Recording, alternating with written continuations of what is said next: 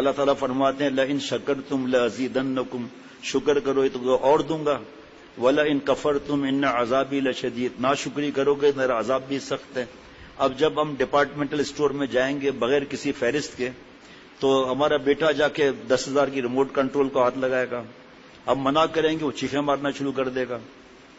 بیگم صاحبہ اس کو اجازت دی تھی کہ آپ 8,000 کی شاپنگ کر لو، وہ پرفیوم ہی کو پکڑ کر بیٹھی ہوئی ہے 25,000 کی ہے، آرٹیفیشل جیولری 50,000 کی، لڑائی آپ نے دیا کیا ہے مجھے، ناشکری، کریڈٹ کارڈ اسکریچ ہو جائے گا۔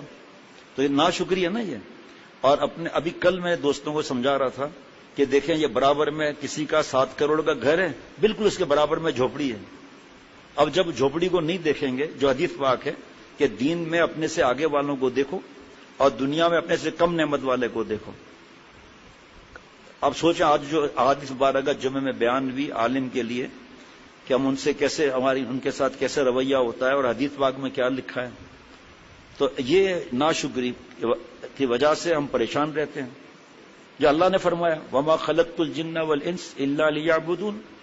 اللہ نے اپنی عبادت کے لیے پیدا کیا ہے لیکن معرفت پہچان کے لیے پیدا کیا ہے۔ دیکھو چھوٹا بچہ گود میں آتا ہے اللہ کی نشانی، یا اللہ گندے پانی گندے خون پر ہم اپنے اولادوں کی صلاحیتیں جو ہے نا، وہ ارطغرل کا ڈرامہ اور پاب جی پتہ نہیں کیا، بیچارے کتنے ہمارے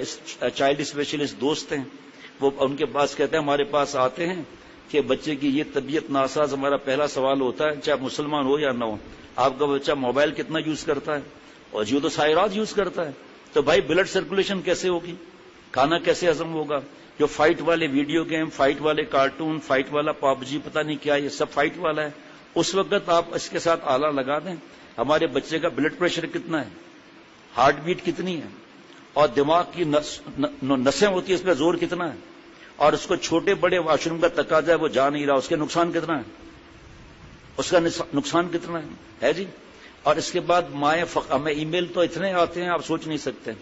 چند دن پہلے ہی 100 ای میل تھے صرف ایک دن میں، خط الگ، ٹیلی فون الگ، مشورے الگ،